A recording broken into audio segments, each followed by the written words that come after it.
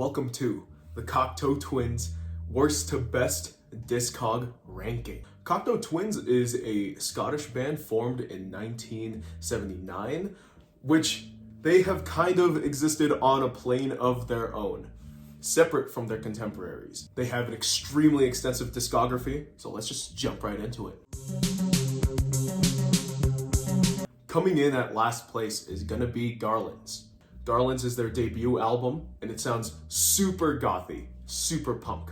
The drum machine is very 80s. It sounds brutalist and Soviet, actually. The self-titled track, Garlands itself, starts with a guitar that sounds like nails on a chalkboard. The entire record is super oppressive and haunting. A glossy metallic sheen covers almost every single track on this record. For 1982, they sound like their contemporaries. They sound like The Cure, and they sound like Susie and the Banshees. This entire thing is somewhat uninviting and sinister. It makes me nervous listening to it. At its worst, this sounds like something Satan would throw in a vinyl player. Coming in at the next spot is gonna be Head Over Heels, their sophomore album. This entire album sounds like an H.R. Geiger painting. If Garlands was the cocoon, then Head Over Heels is the butterfly. It's just a more realized version of itself. This was when Cocteau Twins was still a gothic post-punk band rather than a dream pop band that we all know them for. Before bass elements became a popular mixing standard in the 90s, massive amounts of reverb effects were the go-to technique for the 80s. I'd say dream pop and shoegaze can owe their existence to these first two albums. Victorialand is next. This is their concept album about the Antarctic, and this is from 1986.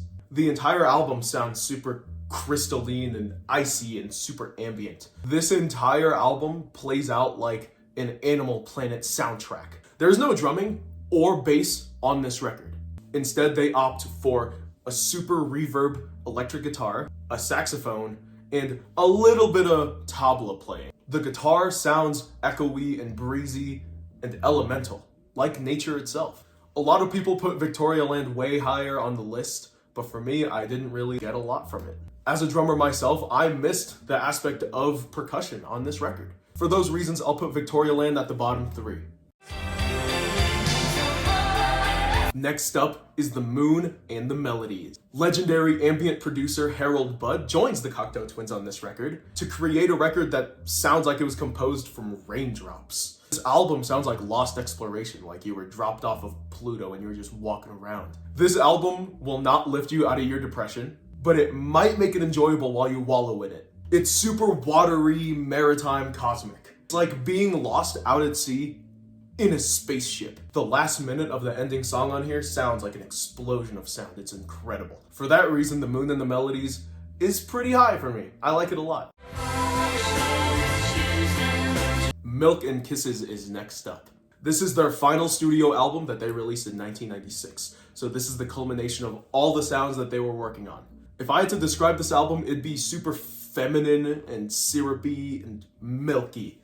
But it's also quite eclectic as well. Violin and Serpent Skirt have shoegaze elements in the guitar that are extremely surprising to listen to. Calfskin Smack is probably my favorite song. It's extremely hypnotic and repetitive. Treasure Hiding soars and swells like the best of the best shoegaze of all time. A lot of people rank Milk and Kisses pretty low just because it wasn't super experimental, but just go ahead and listen to it.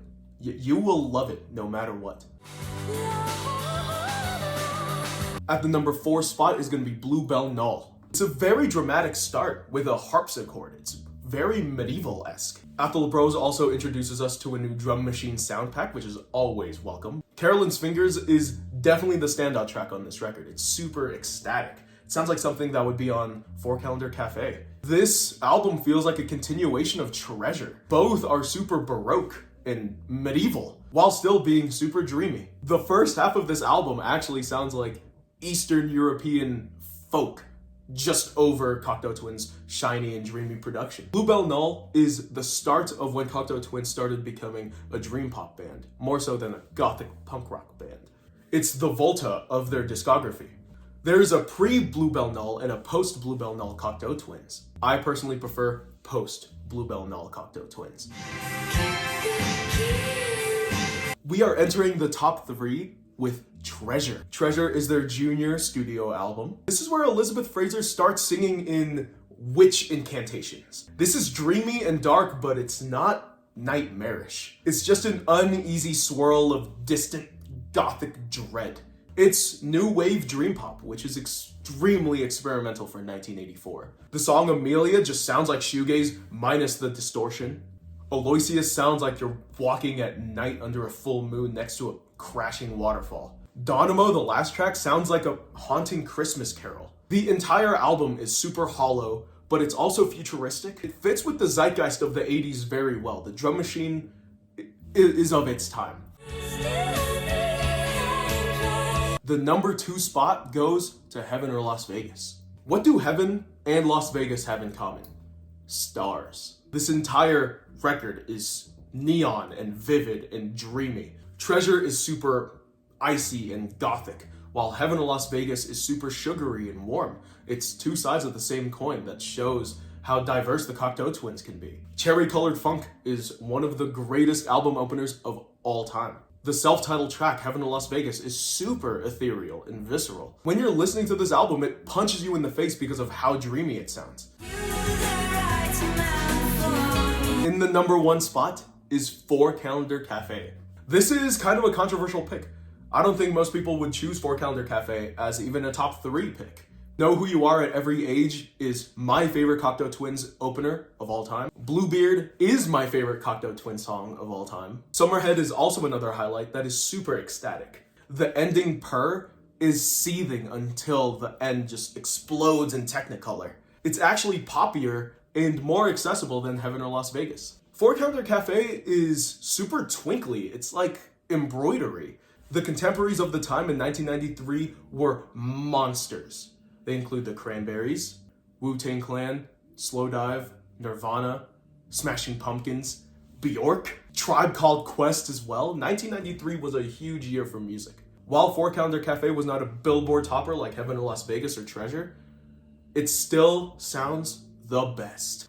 It's not as experimental as Treasure or Victorialand, but there's actual song structure, and it sounds poppy, and it's digestible. For that reason, 4 Calendar Cafe is my number 1 pick, but you should go ahead and listen to their entire discography anyway, because they are fantastic. That was my Cocteau Twins worst to best discog ranking. Did you like it? Did you hate it? Do you agree with me or not? It's okay. I'm just here to share my opinion. Thank you.